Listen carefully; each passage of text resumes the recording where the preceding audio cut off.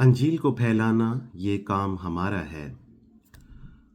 मुकद्दस मत्ती रसूल की अंजील, उसका चौथा बाब। उस वक्त रूह यीशु को जंगल में ले गया ताकि इब्लीस से आजमाया जाए। और 40 दिन और 40 रात फाका करके आखिर को उसे भूख लगी।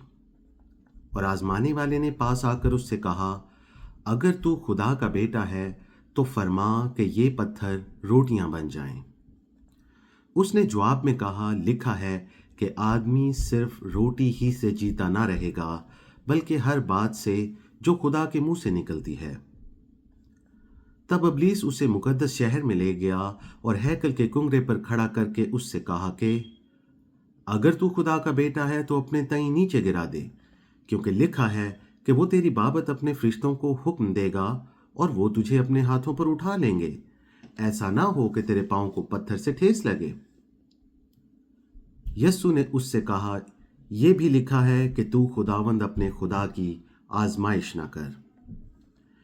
फिर इब्लीस उसे एक बहुत ऊंचे पहाड़ पर ले गया और दुनिया की सब सल्तनतें और उनकी शान शौकत उसे दिखाई और उससे कहा, अगर तू झुककर मुझे सिजदा करे तो ये सब कुछ तुझे दे दूंगा।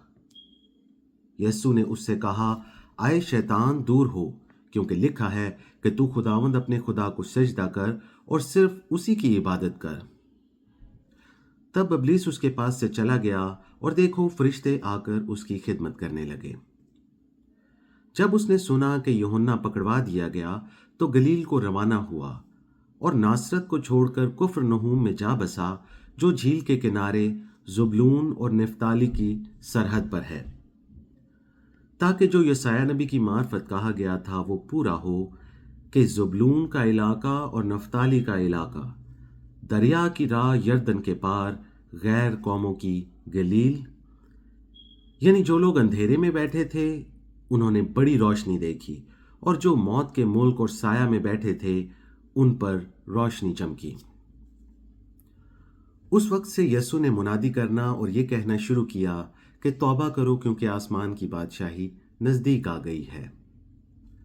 और उसने गलील की झील के किनारे फिरते हुए दो भाइयों यानी शमाउन को, जो पतरस कहलाता है, और उसके भाई इंद्रियास को झील में जाल डालते देखा, क्योंकि वो माहीगीर थे, और उनसे कहा, मेरे पीछे चले आओ तो मैं तुमको आदमगीर बनाऊंगा।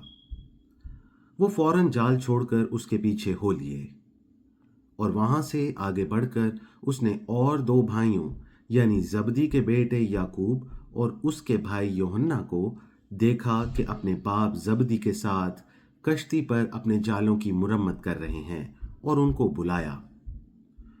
वो फौरन कश्ती और अपने बाप को छोड़कर उसके पीछे हो लिए। और यस्सु तमाम गलील में फिरता रहा और उनके इबादत खानों में तालीम देता और बादशाही की खुशखबरी की मुनादी करता और लोगों की हर तरह की बीमारी और हर तरह की कमजोरी को दूर करता रहा। और उसकी शोहरत तमाम सूरिया में फैल गई, और लोग सब बीमारों को, जो तरह तरह की बीमारियों और तकलीफों में गिरफ्तार थे, और उनको जिनमें बदरूहें थीं और मिर्गी वालों और मफलूजों को उसके पास लाए, और उसने उनको अच्छा किया। और गलील और दिकापुलिस और यरूशलेम और यहूदिया और यरदन के पार से बड़ी भीड़ उसके पीछे हो ली। खुदा उनके पाक कलाम का पढ़ा और सुना जाना हम सब के लिए बायस बरकत हो।